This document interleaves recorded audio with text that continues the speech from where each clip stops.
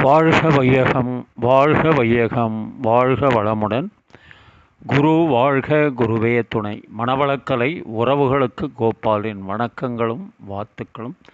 அருட்தந்தை வேதாத்ரி மகரிஷியின் மனவளக்கலையை பற்றி தினமும் சிந்தித்து கொண்டிருக்கின்றோம்.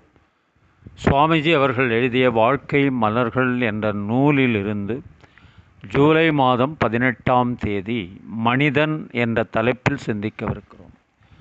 அரிது அரிது மானிடராய் பிறப்பது என்பது ஆன்றோர் வாக்கு. ஏன் அவ்வாறு கூறுகின்றனர்?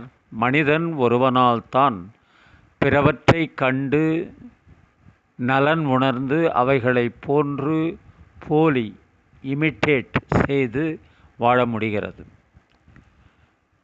இயற்கைகளை மாற்றி தன் வாழ்வின் மேம்பாட்டுக்கு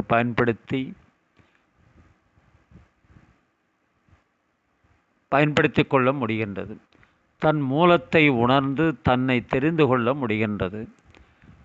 இவை எல்லாவற்றிற்கும் மேலாக பிற எவர்க்கும் எந்த ஒன்றுக்கும் இன்னல் பயவா இன்ப வாழ்வு வாழ முடிகின்றது. இவ்வாறு வாழ்வதுதான் மனிதனின் இயற்கை. எனவேதான் மனிதன் என்ற பெயரை பெற்றான். அதாவது எவன் ஒருவன் மனத்தை இதமாக வைத்து கொள்கிறானோ அவன்தான் மனிதன் என்ற பொருளில் இச்சொல் ஏற்பட்டுள்ளது. மனம் என்ற சொல்லை பார்த்தால் அதுவும் இதே பொருளைத்தான் அழுத்தமாக உணர்த்துகின்றது. மனம் என்ற சொல் மண் என்ற வேர் சொல்லின் அடியாக பிறந்தது. மண் என்றால் நிலையானது, அழியாமை என்று பொருள். ஆனால் நாமோ மனத்தை பேயாக குரங்காக இருப்பதனை உணர்கின்றோம்.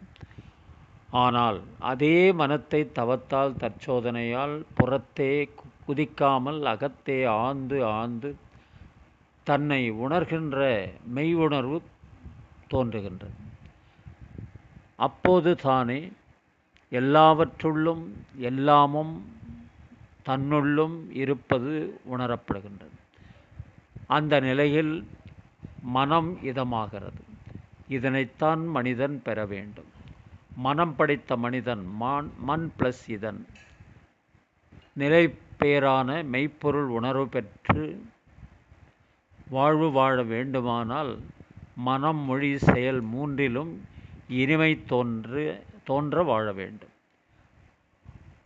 இத்தகையவர்களைத்தான் வள்ளுவர் செம்பொருள் கண்டவர்கள் என்கிறார். மனத்தை தெளிந்து மனம் நிலைத்து மக்களுக்கும் பிற உயிர் இனங்களுக்கும் மனம் இதமாய் தொண்டாற்றுகின்ற பெருமக்களே நிறை மனிதர்கள். அருட்தந்தை அவர்கள். வாழ்க வையகம் வாழ்க வையகம் வாழ்க வளமுடன். நீங்களும் உங்கள் அன்பு குடும்பமும் வாழ்க வளமுடன்.